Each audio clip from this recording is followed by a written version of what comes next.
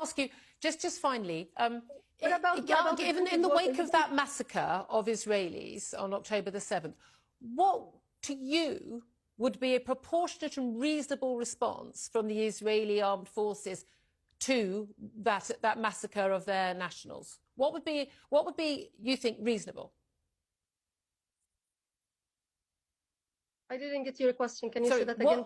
Given the massacre of 1,400 people, Israelis, women, children, the taking of hostages, 199 hostages, all of the horrific atrocities involved in that massacre by Hamas, what do you believe, as a Palestinian journalist living in Gaza City, what would be a proportionate and reasonable response from the Israelis to that?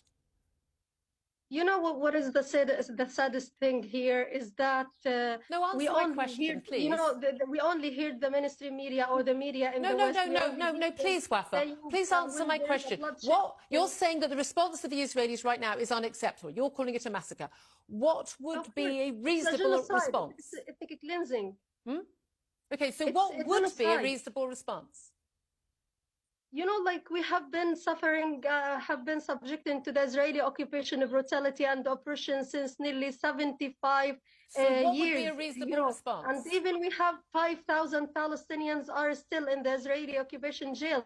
We have 170 Palestinian kids that are still in the Israeli jails. We have nearly 40 Palestinian women inside the Israeli jails. Wafa, you're a journalist. You're a journalist. Yeah. I'm a journalist. I'm asking you, from the perspective as a Palestinian woman living in Gaza City, what would be, if you think the Israeli response is unreasonable, disproportionate, it's wrong, what would be the right, proportionate, reasonable response to 1,400-year-old people being massacred?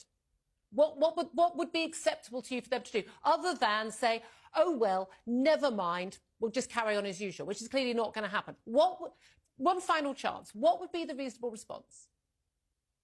Yeah, you are just saying that we are journalists, and I'm a Palestinian journalist, yes, living here under this harsh condition. You're just not going to answer. Do you not think that's a reasonable question to ask you?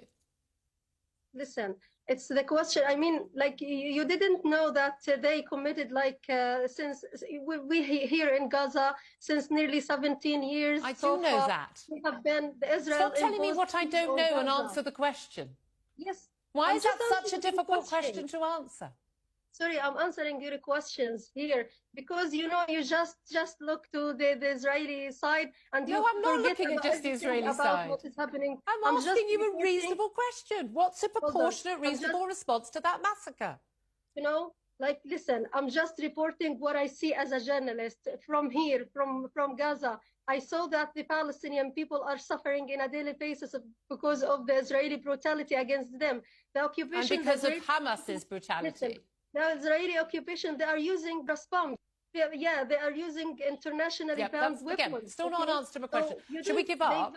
Should we just give up? You're not going to answer the question. We'll have to leave it. It is a collective punishment. What is happening here is a collective punishment. So what would be the correct response?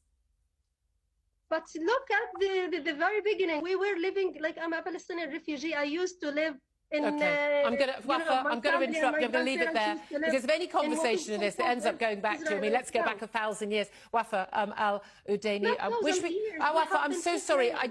It took a long time to get you on the line. While we're waiting to speak to you, we've got less time. If you're not going to answer my question, then we'll have to leave it. I do appreciate you joining us. Thank you for joining us.